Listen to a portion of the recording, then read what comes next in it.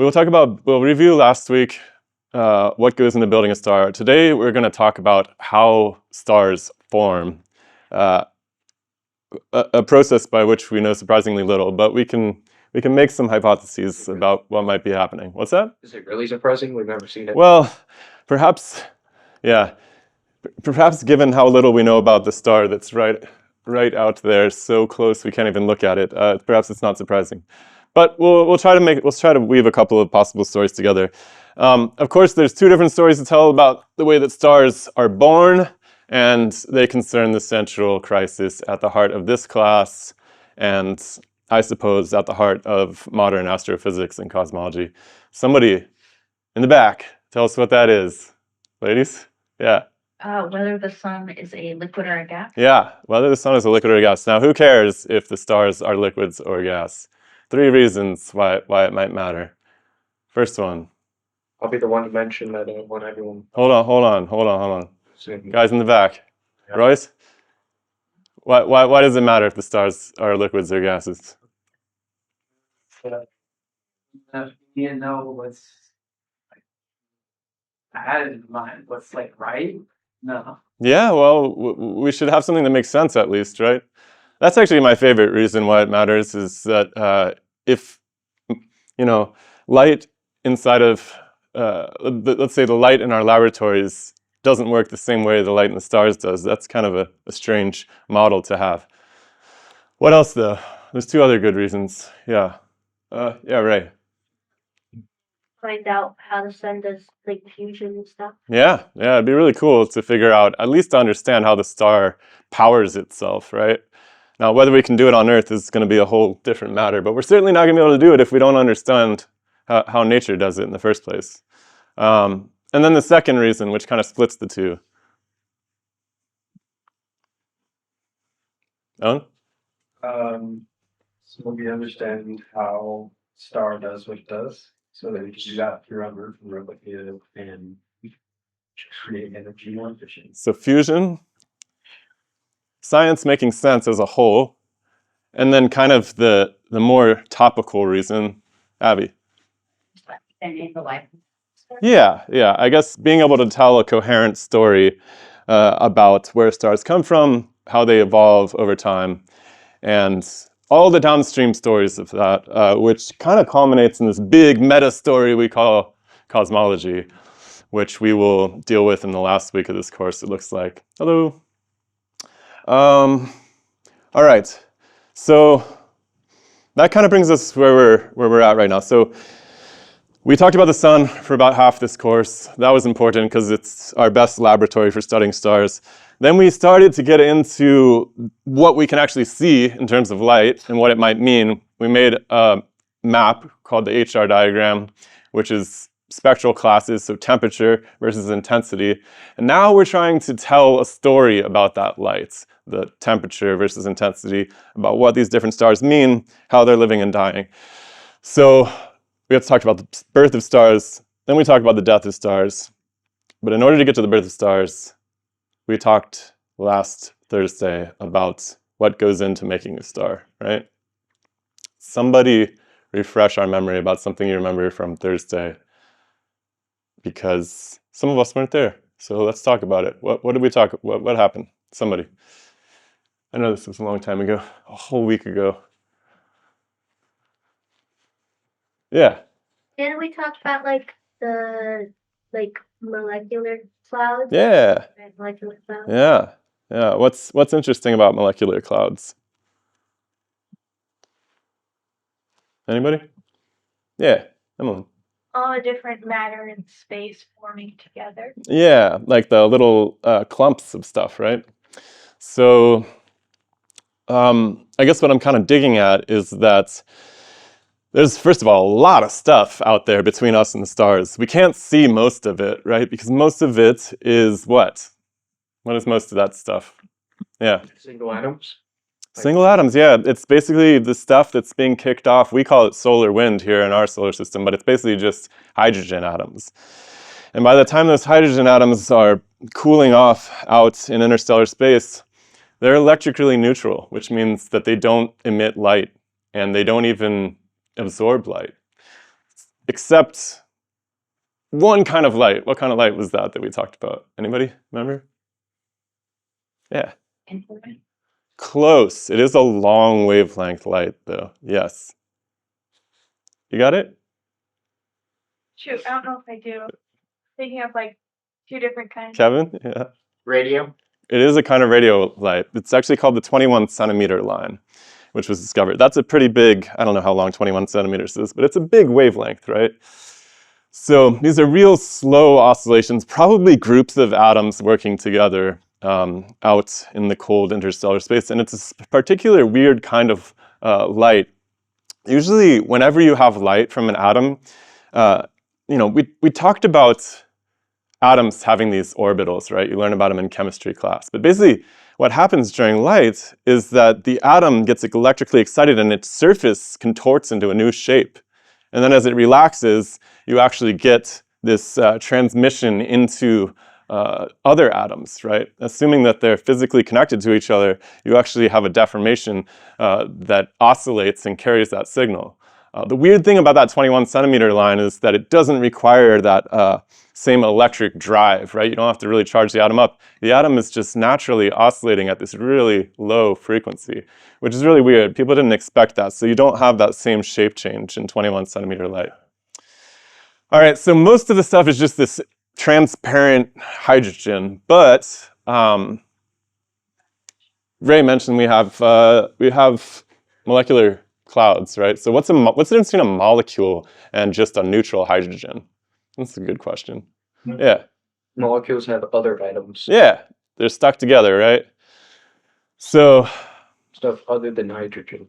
it could be hydrogen. So you could have 2 hydrogens stuck together. We'd call it molecular hydrogen, right? Okay. Or diatomic hydrogen, maybe if some people call it.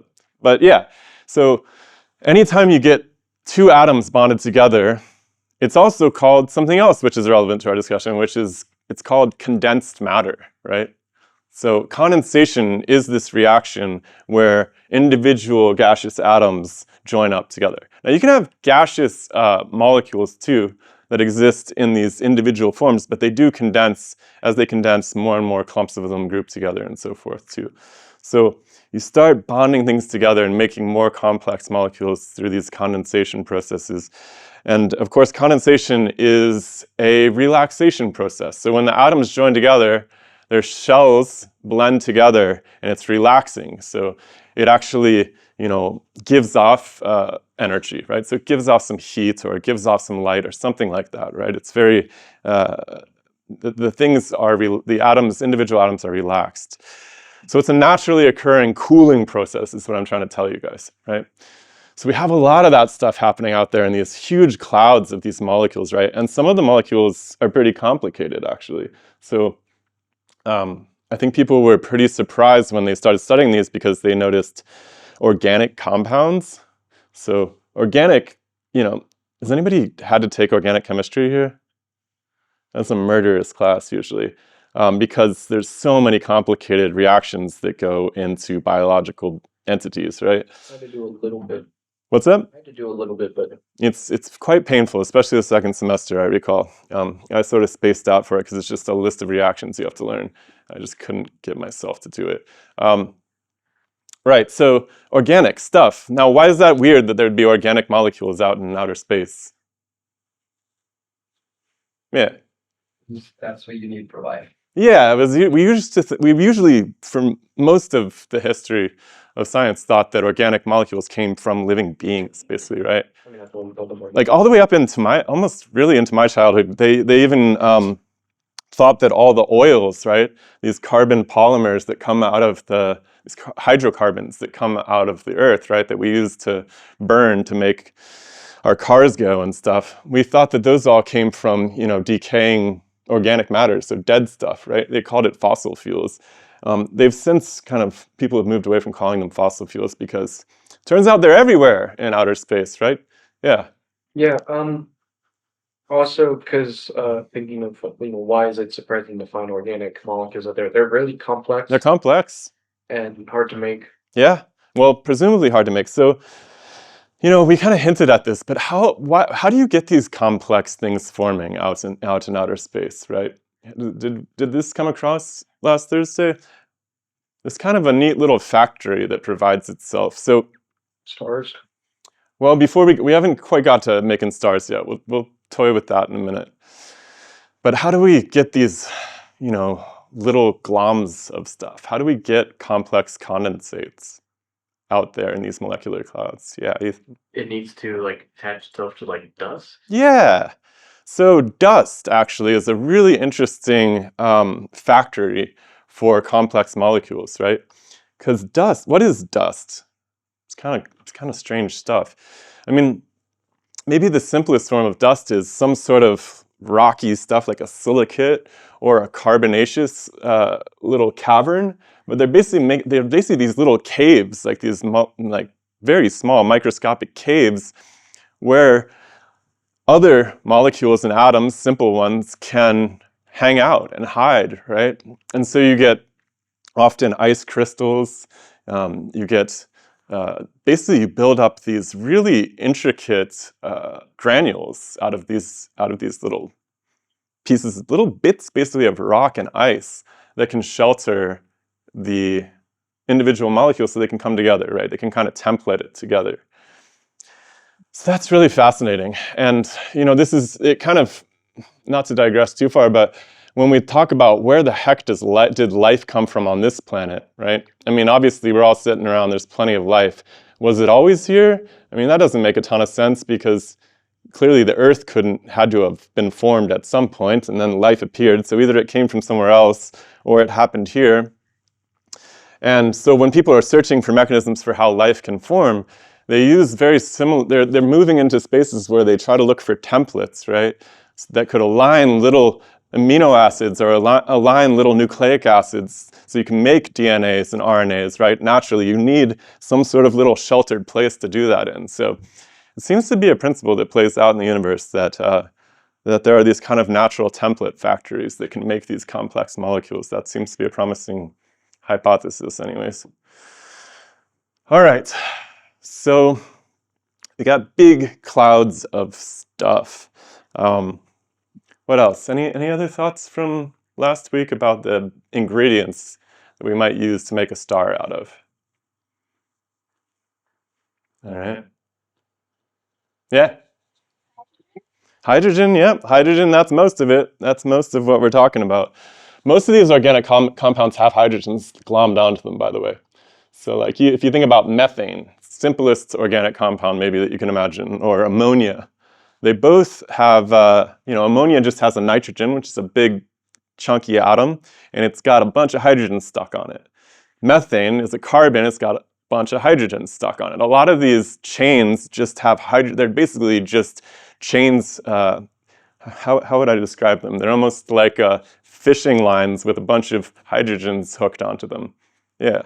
I remember when I was taught that methane only came from cow farts, and then That was the narrative quite deep into my adult life. Yeah. and then they found methane oceans on Titan, and they're like, uh-oh.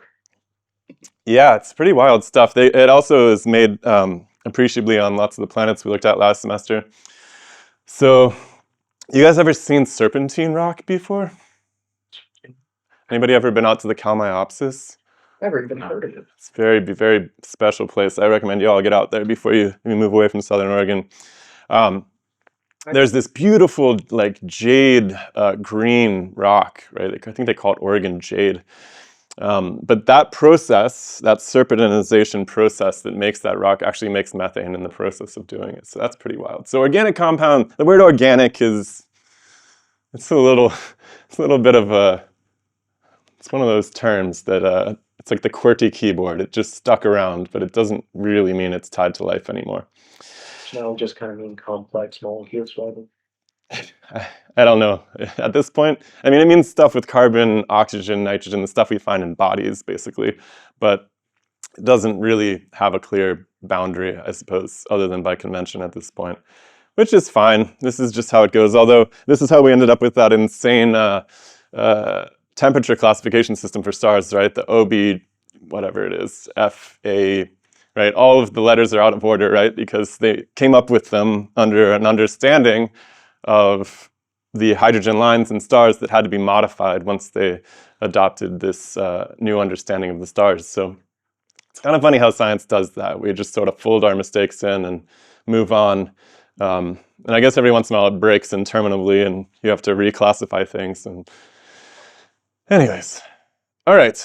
So we got, I think we've got some interesting ingredients that could go into this because, yeah, this is a good starting point. So, oh, one more thing I want to mention though, before we dive into today's topic, which is making a star. You guys should now have access to the rubric for the creativity project.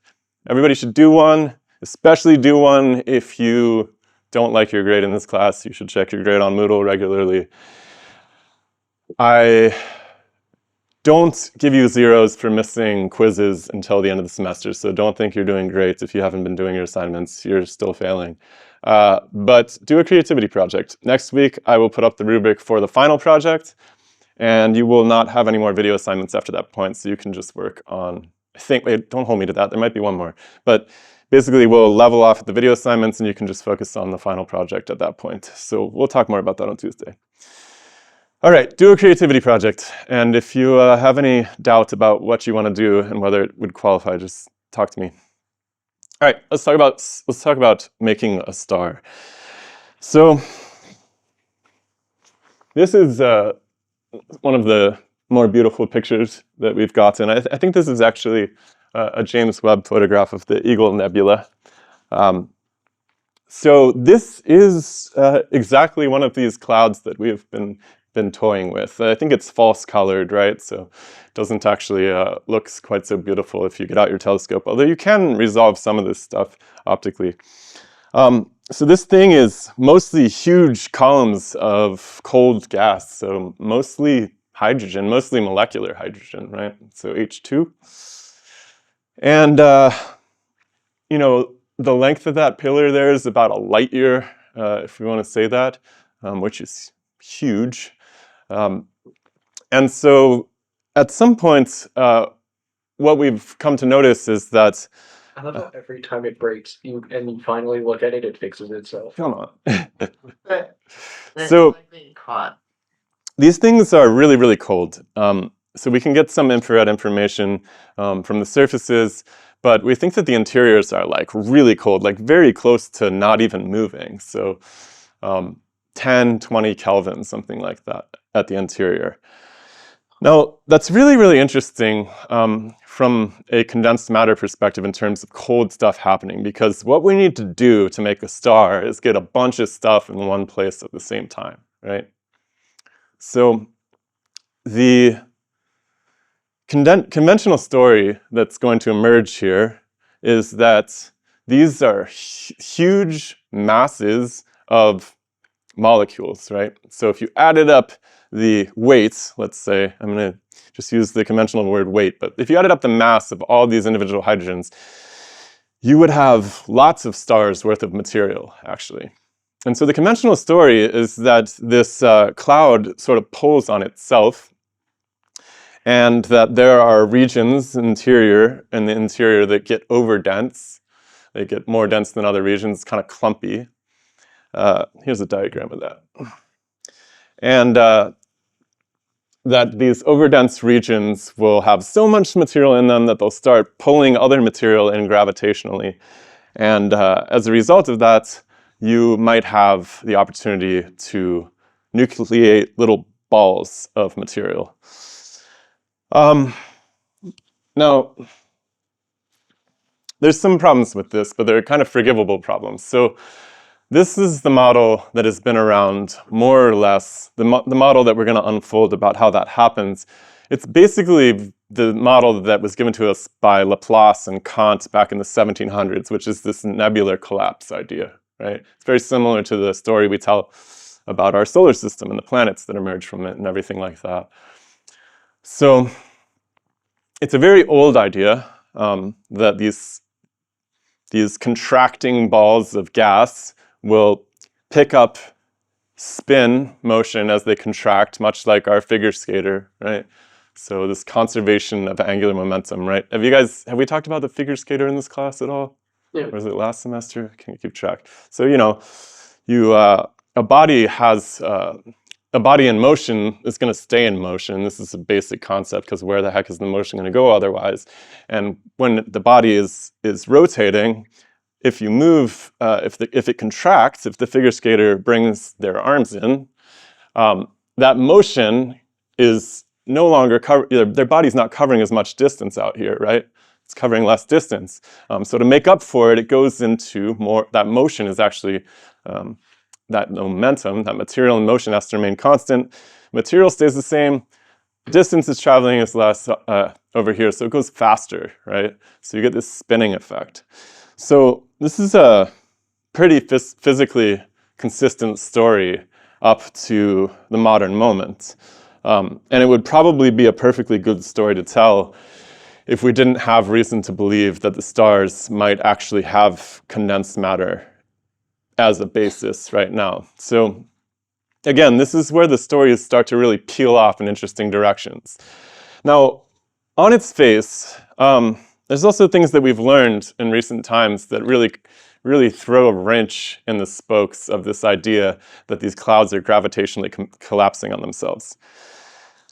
What do you think the most, let's say, damning piece of evidence is about this? Anybody know? Yeah. Gas doesn't compress, it expands. That's not only true on first principles and in terms of every experiment we've ever done in a laboratory, but these clouds aren't gravitationally bound to one another, right? So if you look at these clouds, these things, they're actually going apart. They're not actually coming together, right? So they don't actually move as a unit. They don't actually behave as if they're in any way collapsing on themselves. And so, there are regions of them that do kind of stick together, and we can talk about what might be going on in those. But as a whole, these clouds are not proving to be gravitationally bound at all, which, makes the story of this gravitational collapse a little bit troubling. Yeah. So not close. The atoms aren't necessarily close enough together to actually provide a gravitational pull, right? Not a strong enough one, anyway. Yeah, so it really requires us to think about what a gas is by definition, right?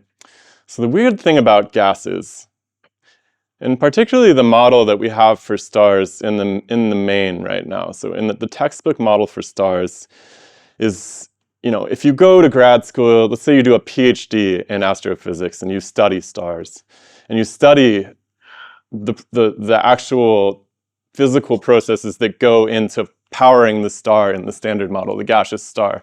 They're all built from this very basic equation, which is called the ideal gas law, which is a really, really simple equation. You guys have seen this thing before. I'm sure you had to study this in chemistry class. Which is basically this relationship, right? And this came out of a bunch of experimentation that was done. First people realized pressure was proportional to temperature, and then volume and temperature were proportional, and they kind of put this all together, right? So the weird thing about the ideal gas law is that it forms the basis of the equations of state for the star. So if you want every single piece of the story that your textbook tells about what happens in a star from its birth to its death to the light that comes out of the surface, they're all based on this simple equation, which is really crazy if you think about it. And totally understandable because this more or less approximates how gases in a container on Earth behave as well. So things get really strange when we talk about a containerless gas. This is kind of where things really start to fall apart in the first place. The concept of pressure actually is not a concept that really exists for gases without a container. Because what is pressure? Like, when we talk about putting a number in here, where does that number come from? Any ideas? Kevin, yeah. Maybe the force atoms enact on each other when they're pressed together or something. And how would you measure that? How do I actually get a number to stick in here? That part I'm not sure. It's an basically how many atoms, how much gas is in a container. What if I want to measure it though? Well, you measure how much the gas is pressing on the walls, On the walls, exactly. it's trying to get out. Yeah, yeah. This concept pressure turns out to really like not have any meaning in terms of an actual value, a parameter you can insert into an equation without a container, because pressure is always measured at the walls of a container. Yeah, like if you've ever had a soda bottle or soda can, perfect example. There's a lot of pressure in that soda can. The walls of that soda can are very thin. Mm-hmm. You grab it at the store, it's like solid. Yeah, You open it, suddenly it's yeah, all exactly. that pressure is gone. Yeah, yeah, exactly. Yeah, so the container is really, really important. Now, we didn't totally get into how they get around this with the gaseous sun. That's how it's the container. Yeah, that's a great question, right? So it's very strange because the textbook even will often mention the surface of the sun, right? But they also say that there is no surface of the sun, right? It's just this optical illusion where the density of the gas becomes opaque, which is weird because we've never seen a gas become opaque in a laboratory. It's just not a thing that happens. Obviously, when you get gas really dense in a laboratory, what happens? What was it becomes a liquid. It becomes a liquid, yeah. So, okay, so it's very strange. So there's supposed to be two forces that are at play. Basically, the gravitational force is supposed to hold the star back, right? Now, this is really weird, though, because ideal gas laws upon which the stars are built assume that there's no gravitational interactions between the particles of the system. Now, why is that? Why do they assume that? It really comes down to the fact that gases are supposed to be perfectly elastic. So if a gas crashes in one atom or molecule of a gas, crashes into another, it bounces off of it, right? It doesn't bounce off of it and lose a little bit of energy, right? It doesn't lose any heat to the other molecule. It just literally keeps all of its motion that it had before. This is really, really important for keeping this a conserved relationship where, you don't end up altering the temperature, let's say, without, anomalously. Like the gas doesn't either heat up or cool off just because it sits there and bounces around forever, right? So the problem with this is that, okay, atoms definitely should have, individual gaseous atoms should have gravity between the two of them, right? All atoms, I'm assuming, are connected to each other. That's what gravity is. So yeah, the atoms will be pulled to each other. The problem is their collisions are perfectly elastic, which means when they crash into each other, let's just say there's two atoms, they're being pulled to each other, right? What happens? Yeah. Boom, they bounce off each other, they move away, and then gravity, and then boom, they crash off each other. They're basically, this would form a perfect harmonic oscillator, right? So if you follow the definitions of what a gas is, particularly using the ideal gas laws, which are ideal, but they are the ones on which the entire stars are understood, they wouldn't really ever result in the atoms coming together because these collisions are supposed to be perfectly elastic. Now, this changes when you have condensates, right? Because when you have condensates, you actually end up in a situation where the atoms can actually absorb when they crash into each other. They can actually absorb and deform. And when they deform, they could either change their vibration along their bonding axes. They could jump into a new shape and give off some light as they relaxed, which would allow them to dissipate some energy. There's basically this whole host of opportunities you have for atoms to not just bounce off each other, but to actually slow down when they have collisions. Maybe even bond together when they have collisions, right? So you have a whole host of chemical opportunities available to you, which is actually a brand new field, which I'm really excited about. So there is, I think there's even journals of astrochemistry that are popping up now. This is a brand new baby field called astrochemistry, right? Where people are starting to really consider at each stage of the standard model still, each stage of the standard story of star formation, what sorts of chemical processes might be available. And they're all over the place. I mean, this is just like a wildly complex, I don't expect you to remember any of these, but the point is that there's a lot of complex chemistry that we should expect at the temperature and pressure conditions when stars are being born. So on one hand, textbook says that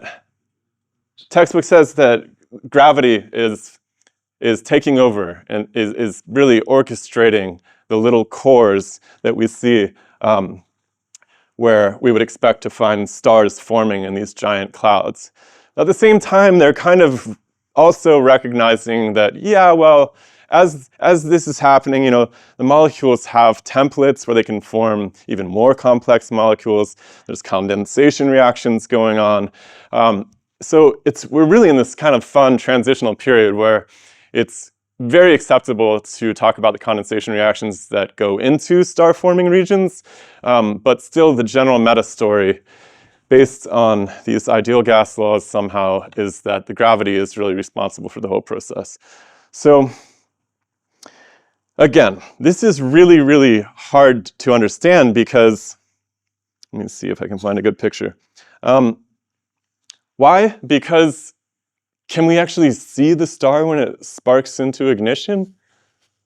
No, we can't. That's what makes this so frustrating, actually. So the only place where it's cold enough for these atoms to really get together in the first place, really under either model, is deep, deep inside of the interior of these clouds. And the whole principle of the deep interior of the clouds is that they are so full of stuff, ultimately, that they shield the radiation that would be coming back to us, right? So it gets absorbed by the other molecules, by the dust particles, by the ice particles. So we can't actually see the inside of these things. So we're in a completely strange zone of theoretical analysis, right? It's kind of funny, you know, all along the history of science, there's always been two camps with invisible stuff, right? So if you go all the way back to the Greeks, like 3,000 years ago, and I'm sure people were doing it before 3,000 years ago, but we have the best record from the Greeks because a lot of our language comes from them and there's a lot of cultural continuity between what we're doing here and the Greeks. But if you go back, there's two camps, right? There's people who are like, hey, you know, magnets or something like that, or light, right?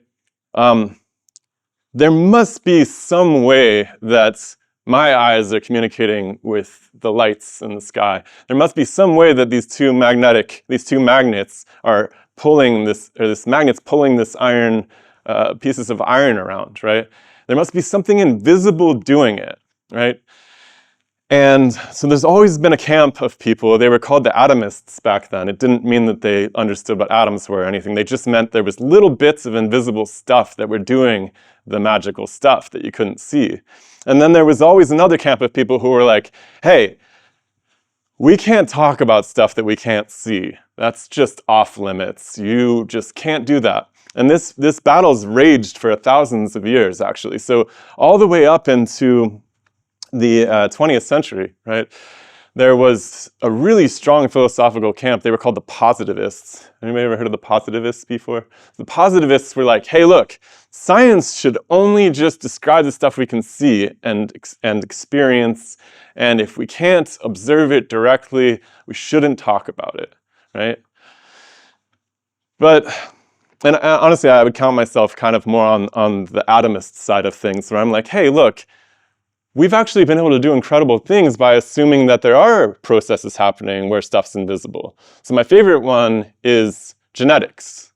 So the positivists were deeply associated with the statisticians because they realized that, hey, there's something happening here. If you have two animals and they mate, then their offspring is going to have some of the characteristics of the parents, right? And people realize this about humans too.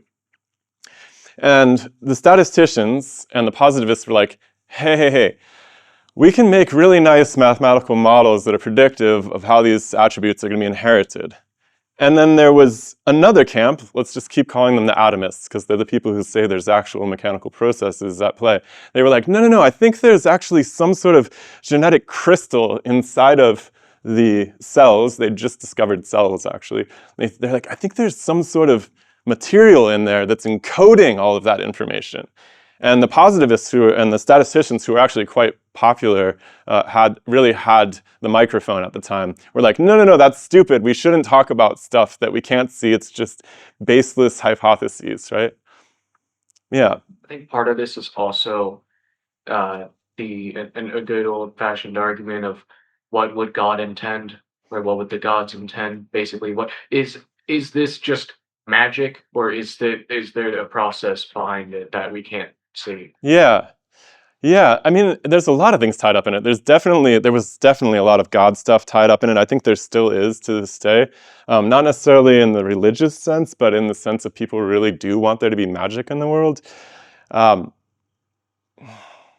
that word magic is problematic for science. So it's akin to saying, I don't have to explain this, which I don't think is fair game in the ballpark of science. But people have always been arguing that. So, eventually they did discover structures called, nucleic acids, DNA, right, which did encode the information that the statisticians were very capable of predicting the outcomes using, right? So the positivists, the statisticians, they weren't wrong, but they were missing a piece of the puzzle. And it's, I think, a good thing that they didn't completely exclude the guys who wanted to come up with material mechanisms for things they couldn't see, because those proved super effective in the long run. And now we have all sorts of molecular medicine. Basically, all of molecular biology and chemistry is understood through mechanical interactions. And we wouldn't have had those if we'd just kept a purely statistical approach to these things. So all of this ramble to say that we can't see what's happening inside of these star-forming regions. So we're stuck with hypotheses, right? And, in some ways, the difference between a condensed matter approach to birthing a star and the gaseous model is actually pretty simple. It's really just a matter of does actual, cooling reactions, the condensation of matter, drive the nucleation of these little cores, or is it a gravitational process, right? So in some sense, the stories that we tell don't really differ too much downstream of that, because in either case, you get little balls of atoms that are stuck together. The question is, are they stuck together gravitationally purely, or is there actual interesting chemistry going on that's responsible for it? Yeah. Gravity would still play a part in either way. I think so. Right? Absolutely, yeah. So, you can think about the surface of the Earth as like a good example, right? So, if we ignore the magnetic fields and we ignore the sun and everything, we just simplify this, you got a bunch of air molecules that are just cruising around in the atmosphere. And some of them are going to hit the Earth, right?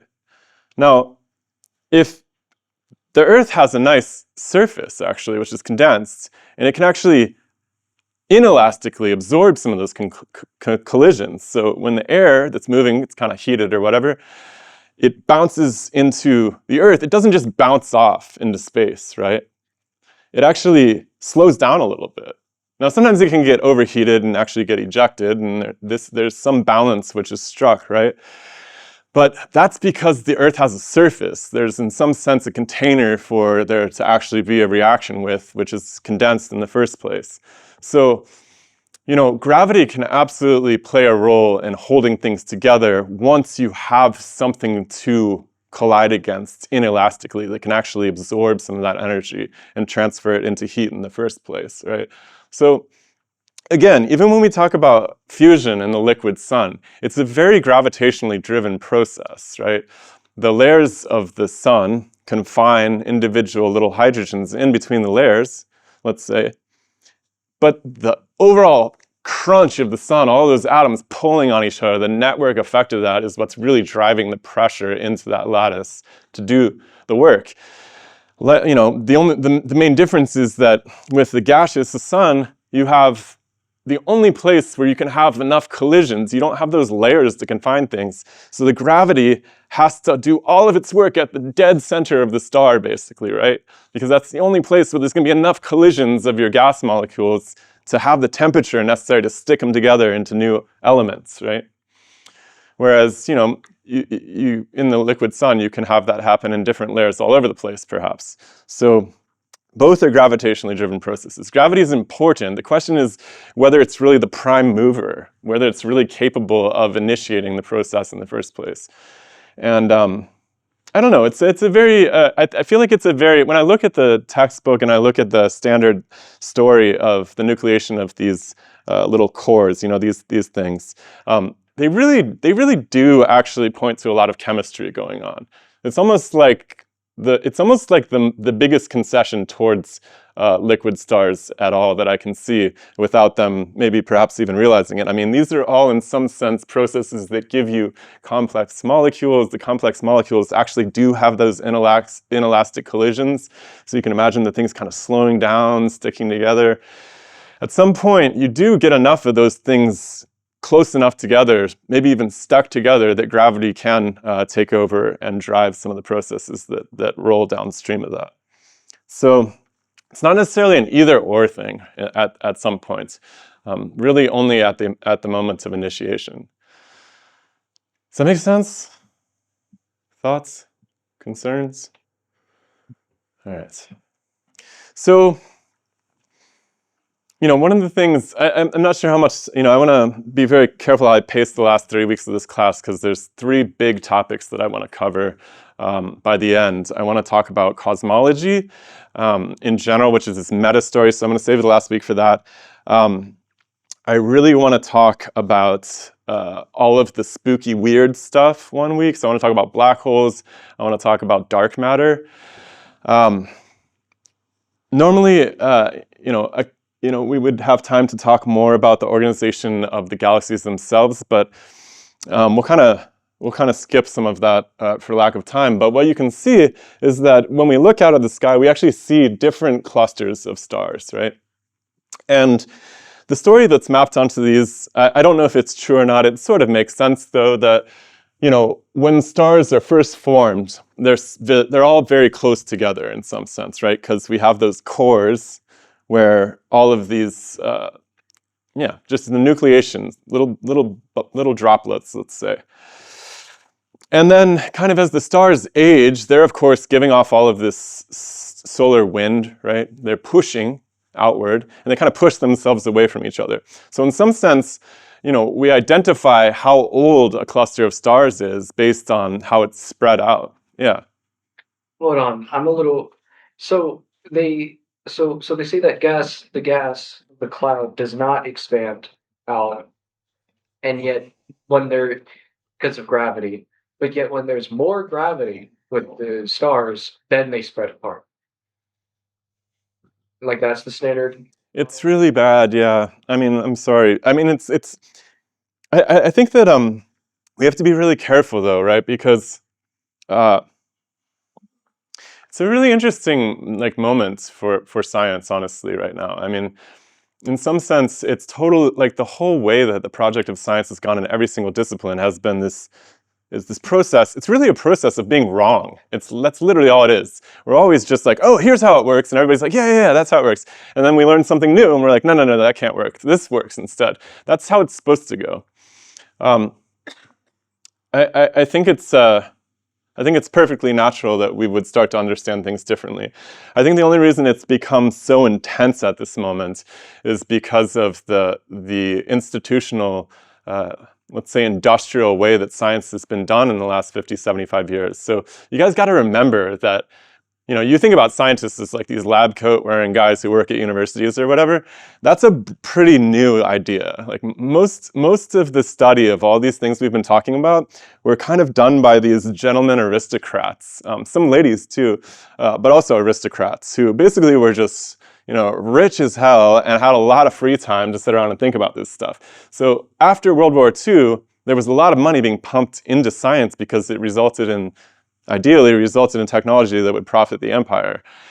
And so we saw people, getting organized into these like kind of career-driven spots, right? And that makes for a really weird situation because when your career is based on a model and your whole job is to put little details on the model, you find your livelihood and the science being kind of tangled together in a really unfortunate way. And none of the real forefathers of science had that problem because, like I said, they were richer than God to begin with. So they didn't have to worry about changing their mind. And actually the discourse in the journals back in the 1800s, like I tried to preview some of that when we were talking about the liquid versus gaseous sun and how that happened. These guys were totally open to crazy ideas and they were totally open to changing their mind, and they changed their mind every few years about everything because it didn't matter to them. They didn't care.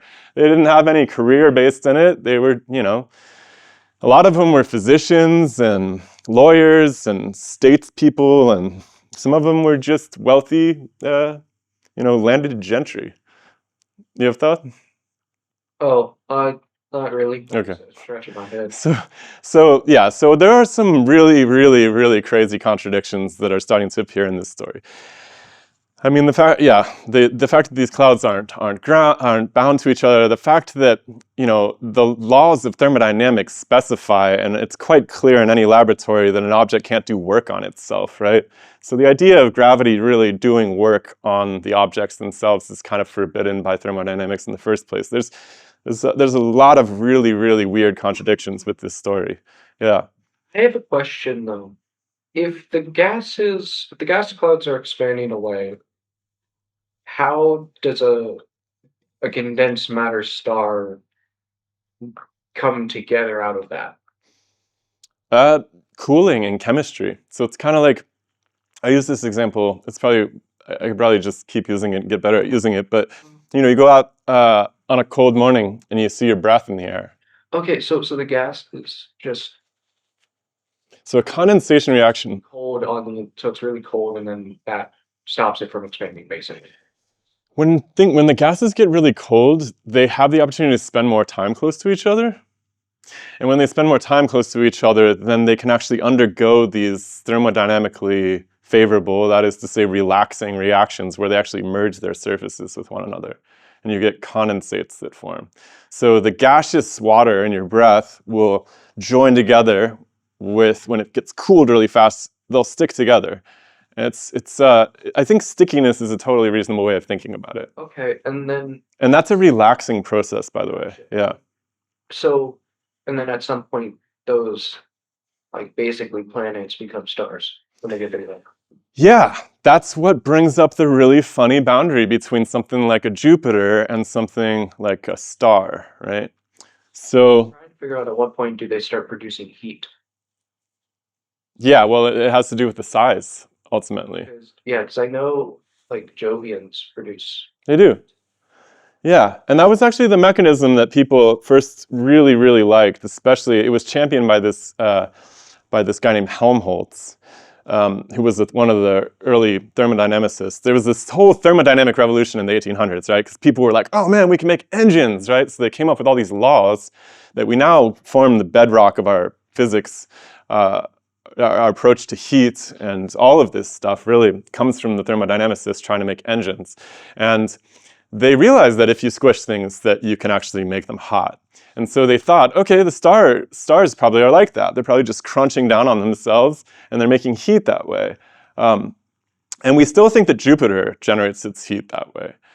Certainly lots of objects do compress and generate heat. The problem is the star couldn't possibly do it, because if it did, it would burn out its fuel in a matter of millions of years. And people were around the same time starting to accept the idea that the Earth had been around for a really long time.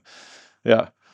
Could it also be something like an external body entering the cloud and then somehow interacting with the gas as well? Yeah, so in terms of getting these over dense areas in the first place, so how do we get a bunch of molecules in one place? And one of the ways that it can happen is these young stars, as they start to blow away the gas that's surrounding them, that they're giving off a lot of UV radiation, right? And so the thought is that perhaps all of that push from that radiation is actually driving some atoms together and creating some of these overdense regions. likewise, if a star were to explode at the end of its life, and we'll talk about the possibilities through which that could happen soon, you'd also get shock waves, right? Compression waves that would perhaps lead to overdense regions. So in some sense, it's weird because even the gravitational thing, it seems like it's going to be one of those fossil fuel situations where everybody is already kind of saying, well, we don't really mean that. We don't really mean gravity. We mean that there's going to be, there's some nucleation, these little cores happen, and perhaps they're condensing first, and then gravity takes over, which seems like a pretty reasonable proposal, actually. And I think in some sense, the way that people talk about scientific revolutions as being this like moment where everybody just like the headline reads in the morning, like stars are condensed matter. It's not going to be like that. It's going to be like, oh, well, that's what we meant all along. Actually, that's what they're gonna act like. That's usually what people do in these cases. Is we knew that. It's just old terminology that's a holdover or something like that. And I can kind of see that happening with the way that they talk about stars being born right now. So fossil fuels don't come from fossils, and gravitational collapse of stars isn't really about gravity. That's kind of how I could see it happening. It's kind of happening right now, actually. So, yeah, so the baby stars blow away some of this gas, and then we kind of end up with this way of approximating the age of these clusters based on their separation as a result of this.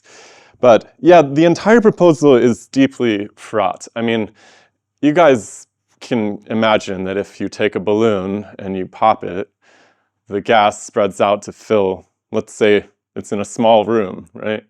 It's going to fill up the room and go everywhere. If you take that room and put it in a bigger room that's in a vacuum room, let's say, and you open the door, the gas is going to fill up that place, right? So what's going to happen if you take a huge balloon out into space and pop it? It's just going to go everywhere, right? There's no reason it wouldn't, right? You have perfectly elastic collisions in gases. Yeah. Even in plumbing, and containing gases within a container, that led to this equation on the board, that it's the gas is constantly desiring to expand is still true. Yeah, When you have them in a container, I mean, that's why we have gaskets and all these things to prevent the gas from escaping or the liquid from escaping, because they will always try to go with the path of least resistance. Yeah. And get out. Yeah. And if it wasn't true, then this wouldn't work, right? This wouldn't even be this wouldn't even be an ideal gas law if that wasn't true, right? Because the pressure wouldn't have any effect on the temperature and vice versa. It's kind of like saying, water goes downhill. I mean, it's a liquid or a gas will always go to a place of lower pressure from its position of higher pressure. Yeah. Yeah. Yeah. So, the nucleation is really where it matters most. Once we have a nucleation, right? So let's say that, it's easier for me to just speak more rationally. I'm just going to use the liquid model here, but if you can get your little core of hyperdense gas to somehow stick together, then that's fine. But let's say that we have a little droplet. Let's say it gloms on more and more hydrogens onto it. Now, it's eventually going to start to look like a big droplet, right? So a good version of that in our own solar system is something like Saturn or Jupiter, right? They're basically made out of the same stuff as the sun, but they're smaller and colder, right? So it's worth mentioning also that we can actually see in the spectral lines of these molecular clouds, we can actually see hydrogens condensing too. There's been several papers published about how hydrogens can actually group into bigger and bigger clumps of hydrogen through this hydrogen cation, right? It takes on a surface charge. You basically take a molecular hydrogen and you take a regular hydrogen, and you can actually end up with 3 hydrogens stuck together that has a positive charge. Those will interact with more and more other molecules, and you can conceivably do this. It's not a It's not an unknown chemical reaction that would lead to droplets. Now, how you get a droplet the size of a Jupiter, that's pretty crazy. It might take a long time. I don't know. All of those processes we talked about, the compression waves, explosions that compress things, there might be some of this at play as well, right? But in any case, at some point, you get a ball that's the size of a Jupiter. Okay. What happens if you keep growing that ball? Well, You get a brown dwarf. you get a brown dwarf, right? It starts to fuse some stuff. Yeah. So brown dwarf is just a term that we use for a huge Jupiter, basically, a massive Jupiter. And yeah, exactly. So what happens when it gets really big? It's now got the gravitational pressure to start squishing atoms together. It'll only squish hydrogens that have extra neutrons, so we call them deuterium, heavy hydrogens together. It'll do some fusion. And what happens if we keep sticking stuff on it? Keeps getting bigger, then at some point it's going to be a star. At some point, it's going to be able to have the pressure and the mass to pull off fusion of regular old hydrogen. And at that point, we call it a star, right? So, you know, How simple that explanation was with the liquid model. it's really quite simple, but it also opens up huge cans of worms too when it comes to understanding what the heck a planet like Jupiter or Saturn is, right? You know, is it, assuming that Jupiter and Saturn didn't form exactly where they are, but let's say we know for a fact that, well, facts are weird. We've seen pairs of Jupiters, dozens of them with this new James Webb telescope. We've seen dozens of pairs of Jupiters just orbiting each other with no solar system, right? So it seems like Jupiters do form somehow without, maybe they formed and they got kicked out of their solar system, I have no idea. But they're orbiting each other, which is hard to explain if they've gotten kicked out of a solar system. So it almost seems like these Jupiter-type things can form. So these pre-stars. So Jupiters might be pre-stars. They might be stars that didn't quite happen, right? Is that what they mean when they say, is that what they're going to mean when they say protostars now? Basically, it's just Jovians Yeah, so and brown dwarfs. yeah, so things get really, really weird. I mean, you So can't. I wonder what they mean what the standard model means when they say protostar. So the protostar is the hypothetical nucleation of this, right? It is kind of indistinguishable from something like that, from a planet like that at this point, right? Hasn't quite kicked off fusion in the way that we think about it. So yeah, I guess the answer to your question is absolutely yes. But it's, again, extremely frustrating because, you know, how do we know if a body that we're looking at, say a Jupiter, floating in space, pair of them, let's say, we've seen a bunch of these, how do we know if that wasn't quite able to be a star? How about a pair of brown dwarfs? How do we know if they're almost were stars or if they just used to be stars?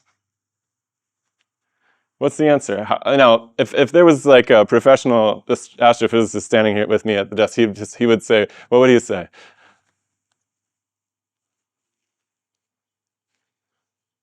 Yeah, I was going to say, he or she, I have to should say. do a measurement of time. So because of how young the universe is, I immediately assume, given the Big Bang theory, that, well, they couldn't be stars previously. That takes too long. It takes too long, exactly. So that's why in some sense, it's a bit like I always struggle with like this. Should we teach this course in reverse, where we start with the Big Bang and then work backwards and talk about the planets after that? Because the Big Bang sets the timeline for how much time we have to make all this happen.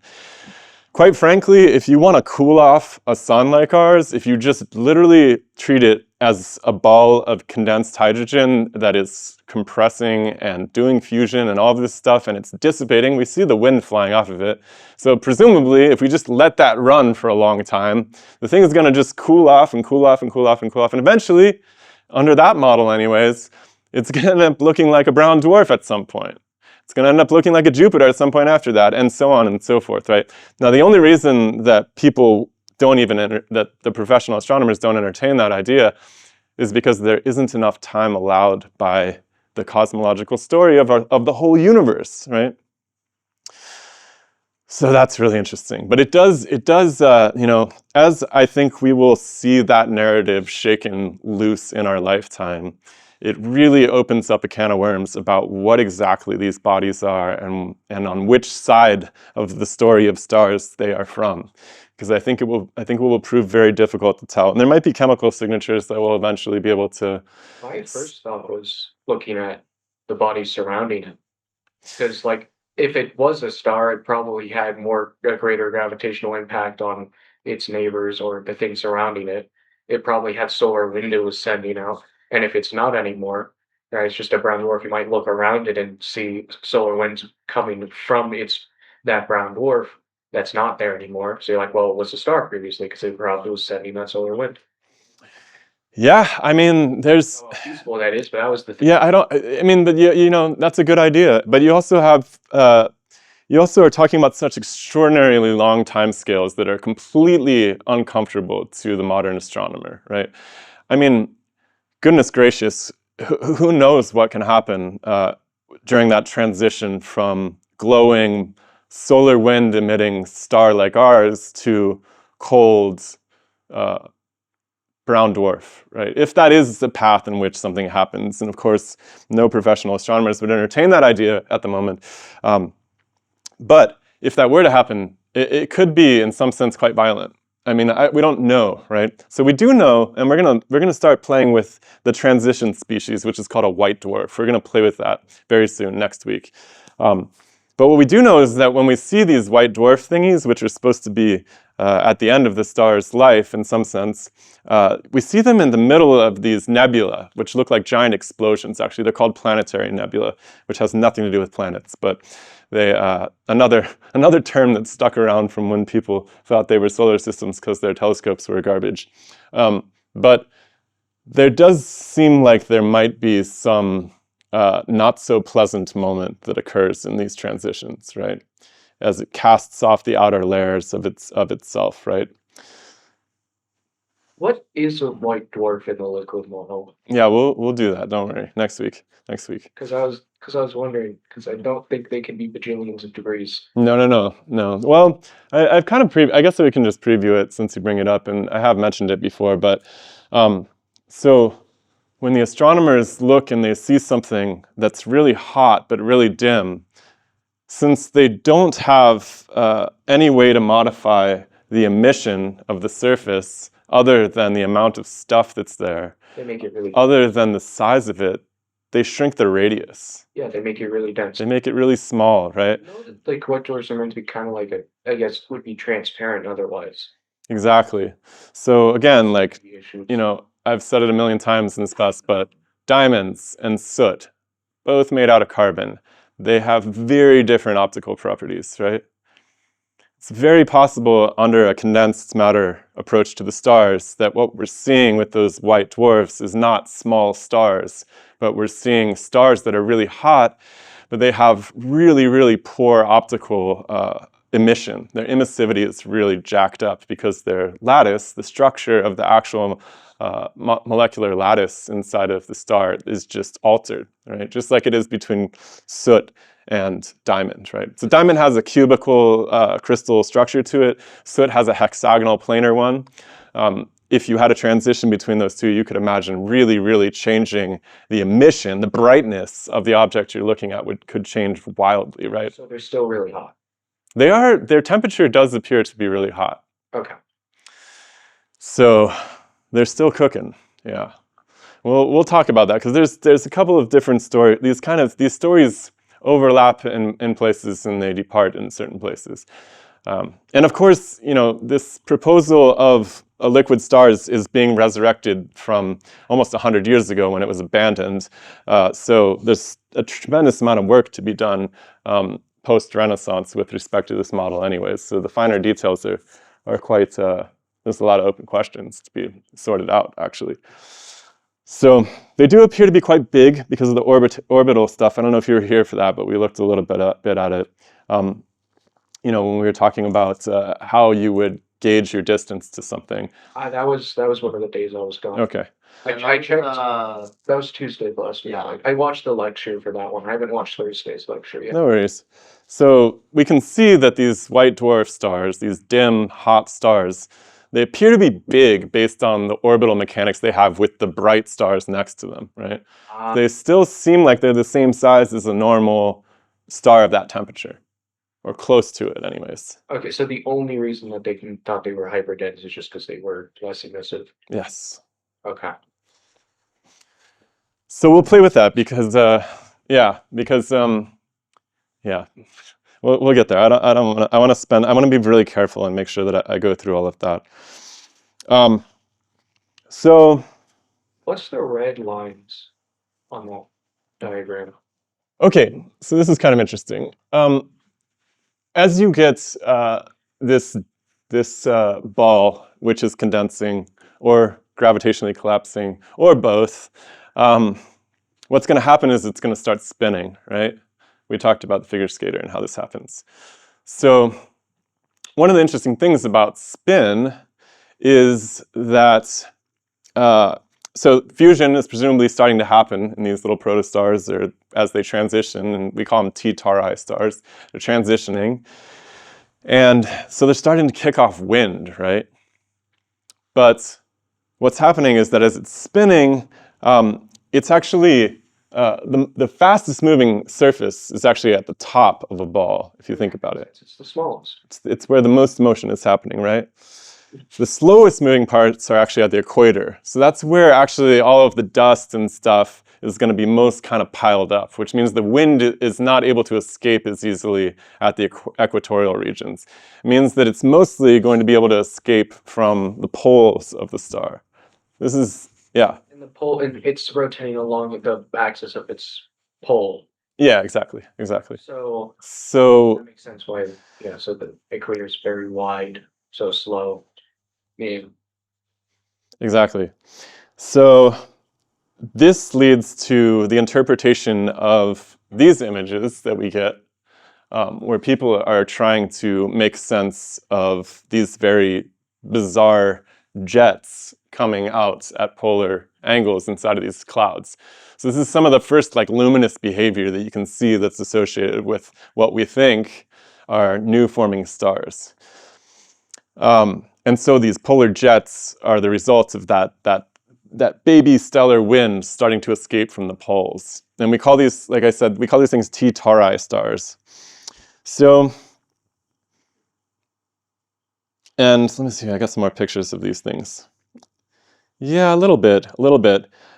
So what's interesting is that the protostar is actually not visible in these structures. So the actual interaction of the jets of material, let's just call it solar wind, is interacting and ionizing a lot of the atoms and the gas that are around it. And that glow of those ionized, those electrically spooled up atoms is what's giving off the light that we see in these objects in the sky, right? We still can't see the actual star though, because presumably it's still not hot enough. It's not really generating a lot of light by itself. This is how the story goes anyways. So they're basically brown dwarfs. What's that? So they're basically like brown dwarfs or Yeah. planets. Yes. Yeah, but maybe verging past that at this point, right? But still really dim. So I don't know if you remember when we first started talking about the inventory of stars in the galaxy. Most of them are dimmer than us, right? Yeah, really big. So like something like, I don't want to put a percentage on it, but let's say 75% of the stars are dimmer than us. They're really dim red dwarfs. They're red. And at some point, they're so red, they're infrared, right? Now, they could still be quite energetic and have a lot of interesting, especially as the fusion sparks up in these things, you could still have the production of solar wind that's energetic. It could still ionize the atmosphere, so you get these, or not the atmosphere, but the surrounding gas and dust could be interacting with that wind. And of course, that makes sense. Jupiter and Saturn are already glowing in the infrared, so yeah, and you can imagine maybe if you stuck a really big Jupiter, a huge brown dwarf in the middle of a cloud of gas, you could maybe ionize it and you could get some glow like this. So that's how we interpret these objects anyways. We think of them. Now, sometimes they get really quite beautiful. These they actually call these ones HH objects because you actually can't even see where they're coming from. You just see the jets at quite a distance from them. Yeah, everything's false colored. It's very difficult to make optical images with high resolution for reasons that are beyond my pay grade. But yeah, usually people make sensors that are either filtered into one or two wavelengths and then they combine them later. It's just you get a lot more precision that way. If you think about it, multiple wavelengths are going to interfere with each other in weird ways. So you really want to filter your signal before you. It's beyond our pay grade, guys. All right, so I think we talked about it a little bit last term.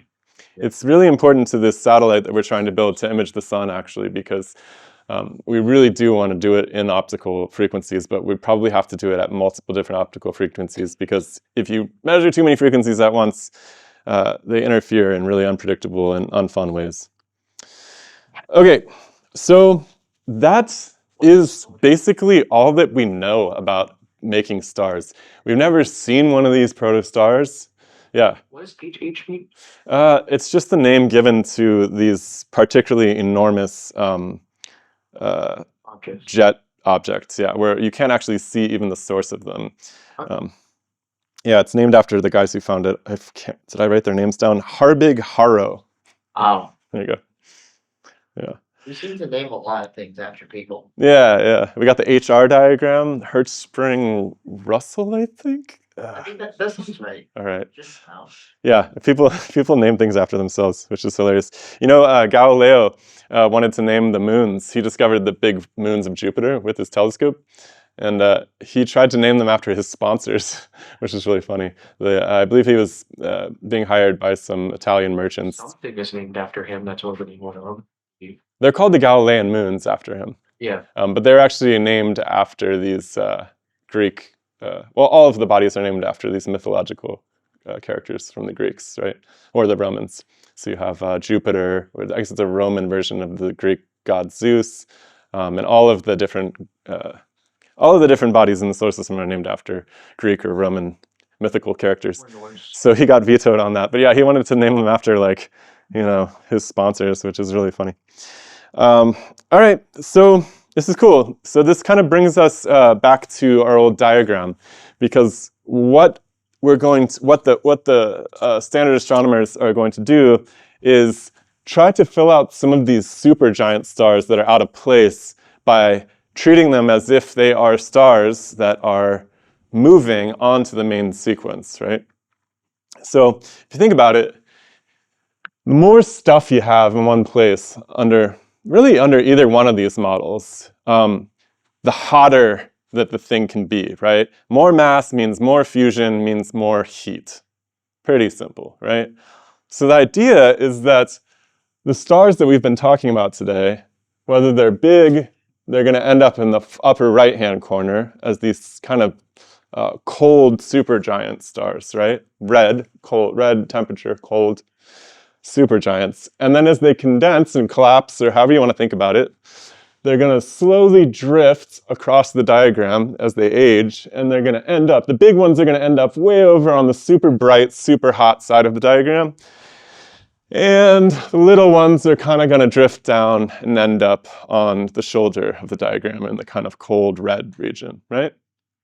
This is, I think, in some sense, one of the more sane pieces of the story about this HR diagram, because where we're going to go from this next week is that we have to talk about that pocket down there, which is not really available, but it's not even on this one, goodness. I guess is it? The white dwarfs? Yeah, the white dwarfs. Yeah, they're on that one. Oh, they are. Yeah, so we have white dwarfs and we have giants that we still need to explain. So with the white dwarfs and the giants, particularly white dwarfs and their evil stepbrothers, the black holes and neutron stars, we're going to end up with very different stories based on whether it's a condensed matter liquid star story or a gaseous star story. Because gases are indefinitely compressible and liquids are not. They are compressible, but hardly. Practically speaking, they are not compressible. Kevin, yeah? I just thought of this, but why aren't like pulsars and neutron stars on the HR diagram? I think they are. They're just in the main sequence. No, That's a good question, actually. I just said I think because they don't have luminosity in the classical sense, right? I'd assume they'd be around where white dwarfs are because of their density and size. That's a really good question. I actually don't know off the top of my head where they would fit in. I would assume they would be on the white dwarf side of things too. I'll look that up for you after. Yeah, that's good. Let's talk about the beginning. Remind me to bring that up. I'll look it up before class. Yeah. I mean, yeah. You brought up gases are infinitely compressible, but I don't. Are they? I don't. Are they not? Because they at some point they just become a liquid. Well, if you're Compress yeah. a liquid, a gas enough, at some point it will just become a gas, no matter a liquid, not no matter the gas, right? Yeah, and that's the problem, I guess, with building your stars out of idealized equations, I suppose, at the end of the day, right? And it's, of course, married very deeply to this need for magic, I think, too, which is very understandable because I think I think there's something happening in modernity. I actually was hanging out with this professor at Columbia this morning. We're going to have him on the podcast. He's actually a psychiatrist, of all things. But he was talking about how the approach to mental illness has gone in this really weird arc where people originally thought that when someone had particularly extreme mental illness, like psychopathy and stuff, like he thought that, originally people would approach these religiously, like people were possessed by demons and stuff, right? Then the advent of mental health and psychiatry and neuroscience, people started to kind of realize like, okay, there's actual structural changes in the body that are causing, or in the brain that are causing these imbalances, and these behaviors can result from that. You can modify them with medicine and stuff like that. And that was all great. But he kind of said there was like a high watermark in the 1990s where after that, people started to kind of slip back towards the demons explanation a little bit more, right? And I think that there is a movement towards supernaturalism in the modern day that is a resurgence of something that hasn't been seen in quite a while. And I think that it can be understood. And maybe we can start talking about why the heck this is happening. But I think that it is a complex sociological phenomenon. And I actually would love to get your guys' take on that. But I'm afraid we're running out of time. Last thing, yeah. All I was gonna say was about that. Yeah, I've seen a lot of this, reaction to basically science and stuff, and being like, nope, it's just you guys just hate God. You guys are just not God-bearing folk, and all Yeah. this other stuff, which I always think is really funny, given how the majority of all of the like main crazy, like super famous scientists were devout Christians Yeah, or devout like yeah. Muslims or something. It's weird that the two get pitted against each other. Yeah. Very funny. Okay, let's talk about that sociological transition before we get going next Tuesday. Otherwise, yeah, we'll move on to the deaths of stars from here. But have a good weekend, guys. Enjoy the snow, and we'll see you next week.